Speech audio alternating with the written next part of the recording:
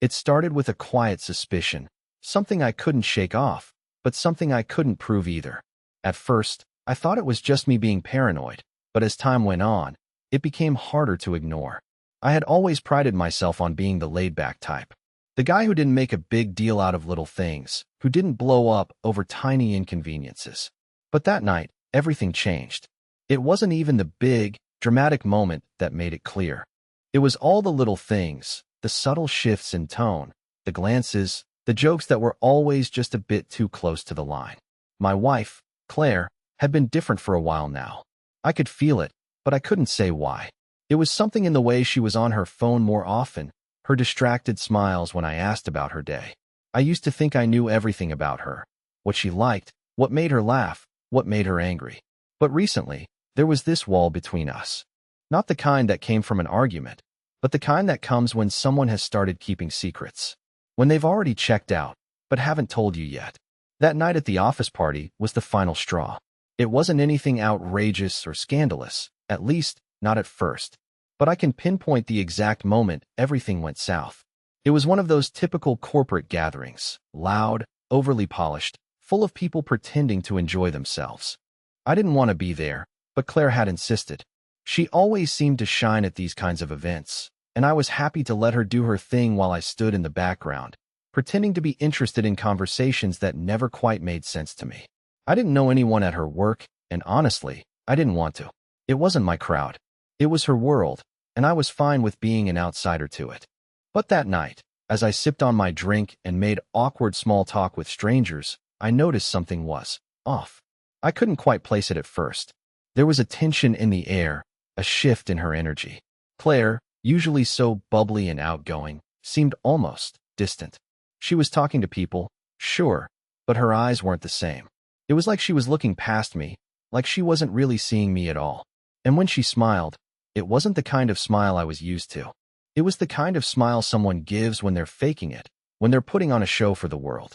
I tried to brush it off, thinking maybe I was just being paranoid. But then she left, without saying much. "Hey, I'll be back in a bit," Claire said, her tone too casual. She kissed me on the cheek and disappeared into the crowd. That was strange. Claire never just disappeared at these things, not without telling me what she was doing or who she was talking to. I decided to give her a few minutes before I went looking for her. But something told me that wasn't going to happen. I sat there for what felt like an eternity, slowly sipping my drink, watching the crowd. I tried to focus on anything other than the growing knot in my stomach. Eventually, I decided to check in on her. I started walking through the crowd, scanning faces, trying to spot her bright smile. But I couldn't find her anywhere. I walked outside, hoping she might be getting some fresh air, but the patio was empty. I checked the bar area again, then the restroom, and then the lounge. Still nothing. My mind raced with thoughts I didn't want to have. Thoughts about where she could be, who she might be talking to, or worse, who she might not be talking to. I found her at the back of the venue, near a small hallway that led to the staff areas. She was talking to a guy I'd never seen before. I watched from a distance as they exchanged what seemed like inside jokes, her laugh ringing through the air in a way that didn't sit right with me. It was louder than usual, almost forced. The guy, tall, well-groomed, and dressed in a sharp suit, was leaning a little too close to her. His hand rested lightly on her arm, and the way he was looking at her, it wasn't just friendly. It wasn't professional. It was the way someone looks at someone they care about, in a different way. I stood there, frozen, my heart pounding in my chest. I had no proof of anything. It wasn't like they were all over each other, but there was something in the air, something that felt off. The way he touched her, the way she responded to him. I couldn't place it, but I could feel it. And that feeling, sickening, like something was wrong with the world I thought I knew, was growing by the second. I watched them for what seemed like an eternity. He said something, and she laughed again, her head tilting back in a way that made me feel like I was intruding on something private. Something that should have been mine. That was when it hit me. This wasn't the woman I married. Not the woman who would look at me across the room with that kind of warmth, with that kind of love. Not the woman who promised to always be there for me. My stomach twisted. I felt like I was going to be sick. I turned around and walked back to the exit. I didn't say a word. I didn't confront her. I didn't ask her what was going on. I didn't need to. I knew what I saw. I knew what it meant. My mind was racing as I reached the door, trying to figure out what to do, how to fix this. But in that moment, I realized something that hit me harder than anything else. I didn't want to fix it. I didn't want to stay in a relationship where I was always second place, where I was always wondering, always questioning, always doubting. I left. I didn't look back. I drove home in silence, my mind swirling with a million questions. And for the first time in years, I realized I didn't have the answers. I didn't even know who Claire was anymore. The drive back home was a blur. I could barely focus on the road, my hands gripping the steering wheel as my mind replayed every moment I'd just witnessed. I kept telling myself I was overreacting. Maybe I was just being insecure. Maybe it wasn't as bad as it seemed. But deep down, I knew something had shifted.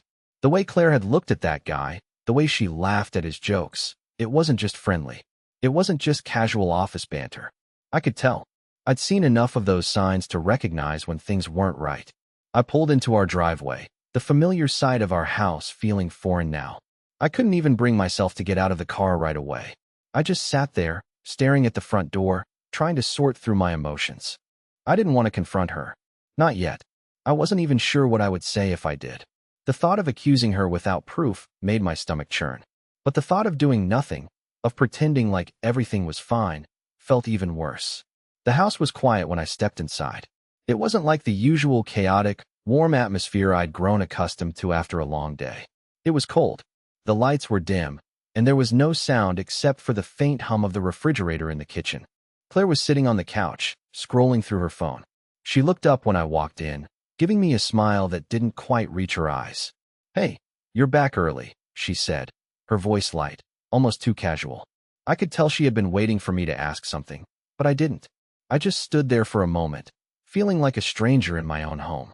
"Yeah, I wasn't feeling it," I replied. My voice sounded distant, even to me. I could hear the tension in the words I spoke, and it only made the silence between us thicker. She didn't respond immediately, just nodded and returned to her phone. I went to the kitchen, needing something to do, trying to escape the awkwardness. I grabbed a bottle of water from the fridge, but the whole time, my mind kept going back to her and that guy. What had happened between them? Had I really seen what I thought I had? The question gnawed at me. I took a seat at the kitchen table, watching her from across the room. Her posture was stiff, like she was trying to avoid eye contact. She wasn't talking, wasn't asking about my night, and that bothered me more than I could explain. Something was wrong. And deep down, I knew it wasn't just the party. It was the whole shift in her behavior lately. Something had changed in our relationship. Something I couldn't put my finger on, but I felt it. I knew I wasn't imagining it. "Claire," I started, my voice barely above a whisper. I didn't know what I was going to say next. I didn't even know what I wanted her to say. But there was no turning back now. She didn't look up from her phone. I saw you tonight. With that guy, Carter," I said, the words coming out sharper than I intended. Her fingers stilled on her phone. She glanced up at me briefly, her face unreadable. "Jason, it's nothing," she said, but there was something in her tone that didn't sit right. Her voice lacked conviction. I leaned forward, my heart racing. It didn't look like nothing to me. She put her phone down, now fully aware of the tension in the room. The air was thick, and I could feel the weight of the words I had just said hanging between us. Claire sighed, running a hand through her hair. "You're overreacting. Carter is just a friend. You know how I get at these events. Everyone's talking, laughing, and I get caught up in it." That's all it was. But I didn't believe her. There was no way to explain the way they were standing so close. The way their conversation seemed to flow in a rhythm I didn't understand. It wasn't just a conversation. It wasn't just friendly. I had seen that kind of look before. It was the kind of look that meant more than just a casual chat. "Claire," I said again, my voice barely above a whisper this time. I could feel the uncertainty in my own words, but it didn't matter. I needed to know the truth. "Are you seeing him?" Her eyes widened slightly, and for the briefest moment, I saw a flicker of panic. But it was gone so quickly, I almost thought I imagined it. "No," she said, her voice more firm this time, almost defensive. "You're making something out of nothing. I told you, Jason, we're just friends." I wanted to believe her. I really did. But something inside me was screaming that I couldn't. The way she reacted didn't sit right. She was too defensive, too quick to brush it off. Maybe it was nothing. Maybe it was all in my head. But the doubt was planted now, and it wasn't going away. I wanted to press her, to ask more questions, but I knew better than that. I knew it wouldn't change anything. Whatever was going on, whether it was physical or just emotional, it didn't matter now. I had crossed a line in my mind, and now I couldn't undo it. I had to know. I had to find out what was really happening behind my back. But the question was, how far was I willing to go to uncover the truth? I stood up from the table, my legs shaky, my mind a storm of uncertainty and frustration. Claire didn't stop me as I turned and headed for the door. I wasn't sure where I was going, but I knew I couldn't stay there. I couldn't stay in a house that felt more like a prison every day. "Jason," Claire called after me, but I didn't look back. I walked out into the night, not knowing what was waiting for me, but knowing I couldn't go back to pretending everything was fine. I had to find out what was really going on. I didn't know where I was going. I just needed to get out. The cool night air hit my face as I stepped into the street, and for a moment, I breathed in deeply, trying to clear my head. But the questions kept coming back, louder, stronger, more urgent. I had always trusted Claire. I had always believed in us. But that trust was cracking now, and I wasn't sure how to fix it. The streetlights flickered above me, casting long shadows across the pavement. I walked aimlessly, my thoughts spiraling. I kept telling myself I was being paranoid, that maybe I was overreacting. But I couldn't shake the feeling that something was wrong. The way Claire had acted, the way she'd looked at that guy, Carter, it wasn't just innocent. There was a tension there, a quiet connection that I couldn't ignore. I found myself at a park, standing by the swings, looking at nothing in particular. My phone buzzed in my pocket, and I pulled it out without thinking. It was a message from Claire. "Jason, please come home. We need to talk." I stared at the message for a long time, my fingers hovering over the keyboard. What was there left to talk about? She had already brushed me off, made excuses, acted like everything was fine. But I couldn't let it go. I had to know if something was really happening between her and Carter. I didn't respond to her message. Instead, I turned off my phone and shoved it back into my pocket. I didn't want to hear her excuses anymore. I needed answers, and I couldn't keep waiting for her to give them to me. I walked back to the house, but this time, I wasn't sure I wanted to go inside. I stood in front of the door for a long moment, my hand on the doorknob. My heart was racing, and I felt a wave of anger mixed with a heavy sense of betrayal. How could she do this to me? Why hadn't I seen it sooner? I pushed the door open quietly, not wanting to wake her if she was already asleep. But the lights were still on in the living room, and Claire was sitting on the couch, staring at the TV, but not really watching it. She didn't look up when I entered, and for a moment, it felt like we were strangers in the same house. "I'm home," I said, my voice sounding hollow even to me. She glanced at me, then back at the screen. "I was starting to think you weren't coming back." I didn't answer right away. I didn't know what to say. I couldn't shake the image of her with Carter, laughing together, sharing moments that should have been mine. My anger was rising again, but this time, it was different. I didn't want to yell. I didn't want to accuse her. I just wanted to know the truth. I sat down across from her, watching her avoid my gaze. The silence stretched between us, thick and uncomfortable. "Claire," I started, my voice quieter than I meant. "I need to know what's going on." She finally turned to face me, her eyes flickering with something I couldn't read.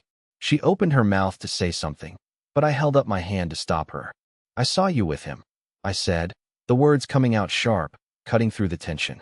"You and Carter. I saw how you looked at him, and I can't just ignore it." Her face went pale, her lips pressing into a tight line. For a moment, she didn't speak. The air in the room felt thick, suffocating. "Jason, it's not what you think," she said finally, her voice trembling slightly. But I wasn't listening anymore. The doubt, the suspicion, it was all too much. "Then what is it, Claire?" I asked, my voice breaking. "Because I saw the way you were with him, and it wasn't nothing." She flinched at the word, and for the first time, I saw her eyes betray her. There was something there, something she wasn't saying, something she couldn't hide.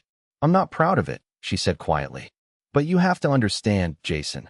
Things have been different between us for a while now." The words hit me like a punch to the stomach. Different? What did she mean by that? "You've been distant," she continued, her voice barely above a whisper. "And I felt so alone. I didn't know how to talk to you about it." The silence between us stretched out, and my mind raced, trying to process what she was saying. Was this why she had been pulling away? Had she been looking for something that I wasn't giving her? I wanted to ask more, to press her for answers, but I couldn't. The truth was too painful. I had always believed that we had something special, that we were different from other couples. But now I was starting to wonder if I had been blind to the cracks in our relationship all along. I never meant for it to go this far, Claire said, her eyes now filled with tears. But I don't know what to do anymore, Jason. I'm lost. I sat there in stunned silence, the weight of her words settling over me like a fog. She was lost. What about me? What about us? I didn't know how to respond. The betrayal cut deeper than anything I had ever felt before, and I couldn't shake the feeling that something was slipping away, something I might never be able to get back. The room felt colder now. I stood up and walked toward the door, my hands shaking.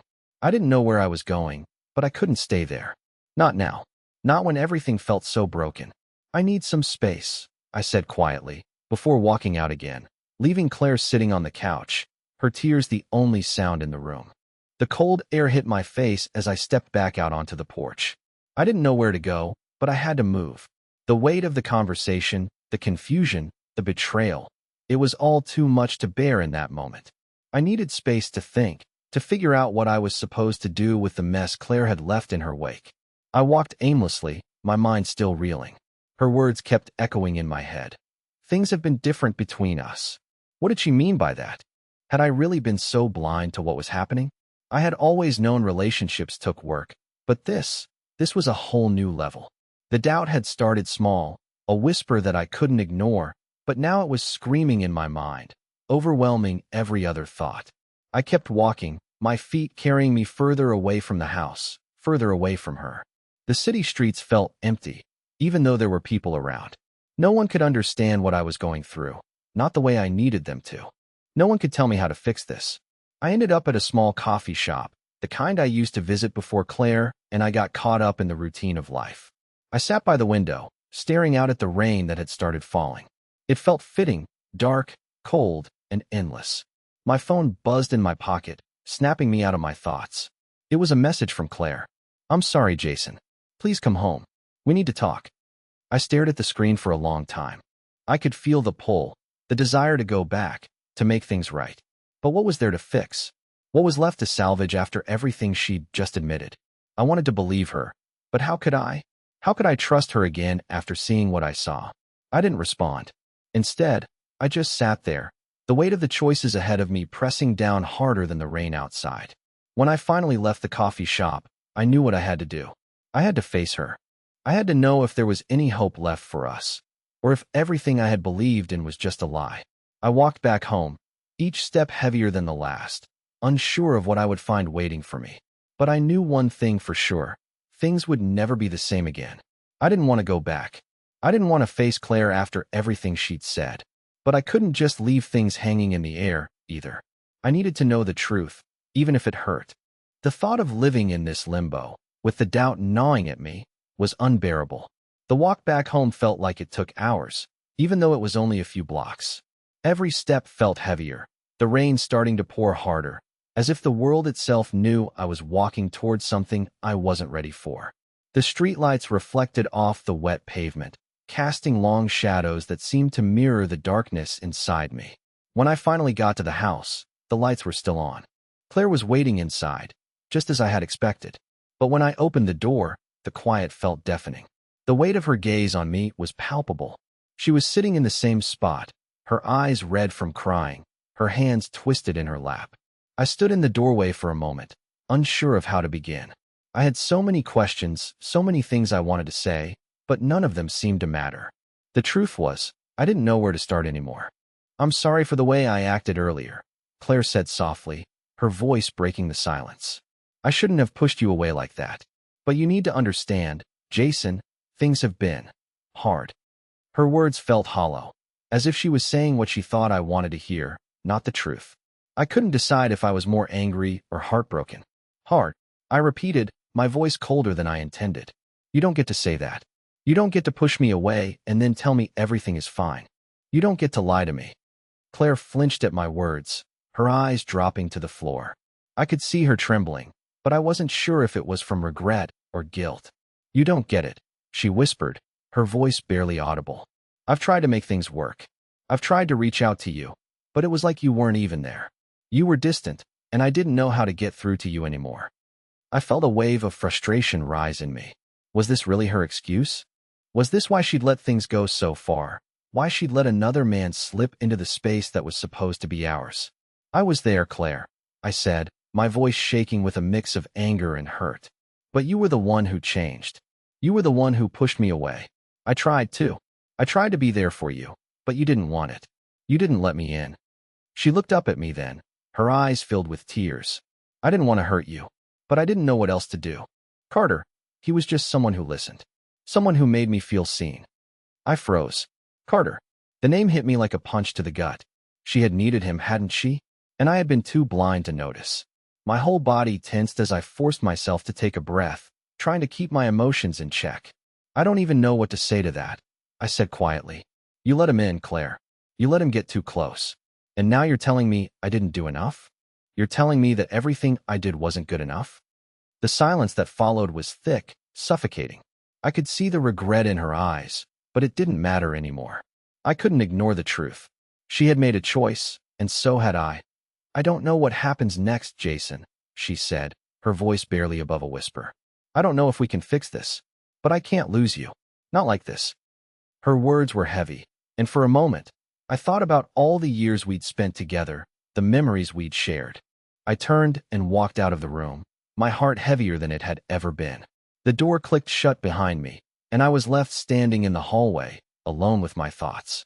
The silence was deafening, and I couldn't escape the feeling that everything I had known was slipping through my fingers. I didn't sleep that night. The weight of everything was too much. I sat in the dark, staring at the walls, the silence pressing in from all sides. Claire's words echoed in my mind, but they didn't feel like they meant anything anymore. She tried to explain, but I couldn't shake the feeling that something wasn't right.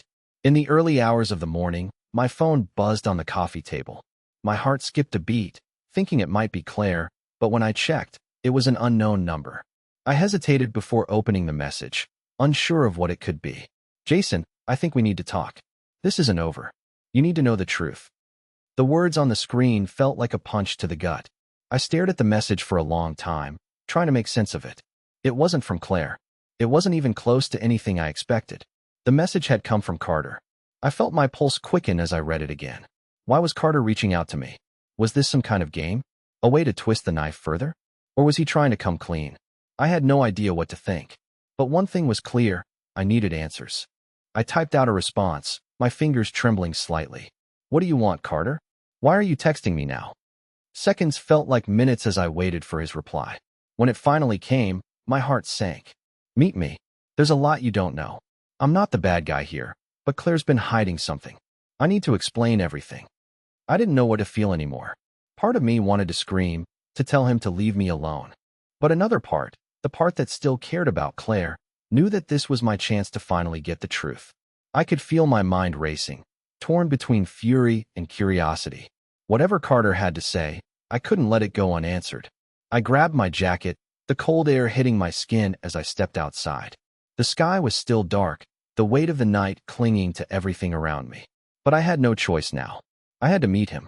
My heart was pounding in my chest as I drove to the address Carter had sent me. The uncertainty gnawed at me. What was he going to say? What was Claire really hiding? And why did I still care?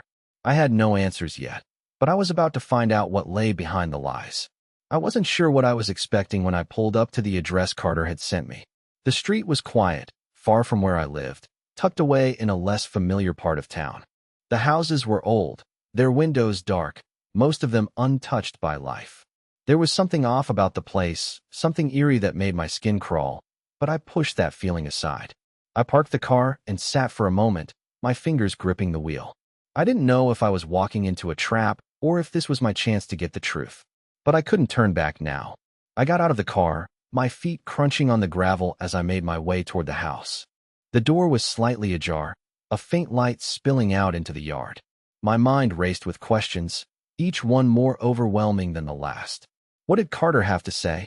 Why had he reached out to me like this? I knocked twice, more out of habit than anything else. There was no answer at first, just the quiet stillness of the night, broken only by the sound of my breath. Then the door creaked open slowly, and there he was, Carter. He looked just like he had at the party, calm, collected, maybe a little too comfortable for my liking.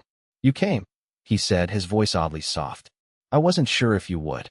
I stepped into the dimly lit room, the air thick with tension. Carter gestured for me to sit, but I didn't take the chair. I wasn't here to play games. Get to the point, I said, my voice more forceful than I meant it to be. Why am I here? What's this all about? Carter hesitated for a moment, looking like he was weighing his words carefully. It's about Claire, he said finally. There's a lot you don't know. A lot she hasn't told you. My heart skipped a beat. The name, the way he said it, like he had a secret, an unsettling one, made everything inside me tighten. What do you mean? I asked, suddenly feeling the weight of the situation.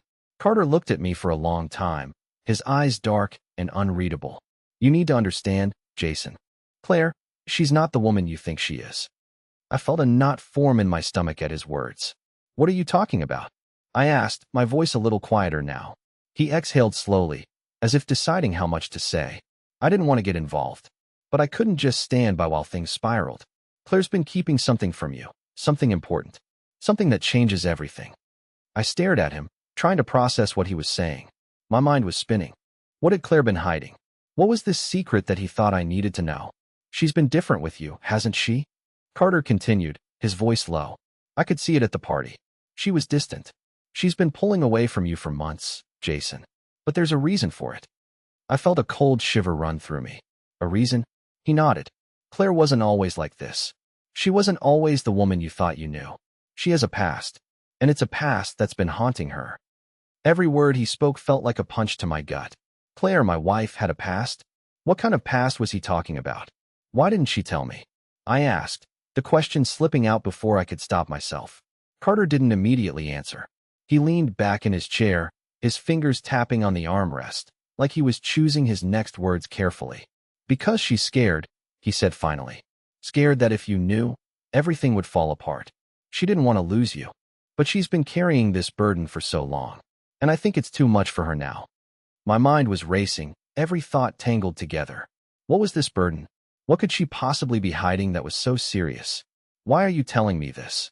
I asked, my voice barely above a whisper. What's your part in all of this, Carter? He looked at me, his gaze intense. I never wanted this to happen, but I got caught up in it too. And now you need to know the truth. Claire isn't who you think she is. I took a deep breath, trying to steady myself. This wasn't just about Claire anymore. It was about everything. The secrets, the lies, the choices that led me here. I needed to know the truth, no matter how painful it was going to be.